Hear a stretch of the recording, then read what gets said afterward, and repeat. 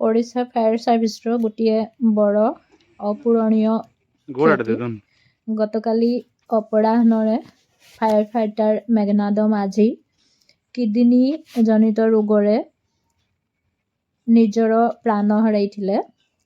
ସିଏ ଲକ୍ଷ୍ମୀପାଡ଼ା ଫାୟାର ଷ୍ଟେସନରେ କାର୍ଯ୍ୟରତ ଥିଲେ ତଥା ବହୁ ଦିନରୁ କିଡନୀ ରୋଗରେ ପୀଡ଼ିତ ଥିବାରୁ ବୁର୍ଲା ବିକାଶ ହସ୍ପିଟାଲ ସମ୍ବଲପୁରରେ ଟ୍ରିଟମେଣ୍ଟ କରୁଥିଲେ। ସେଠି ତାଙ୍କର ନିଧନ ହୋଇଥିଲା।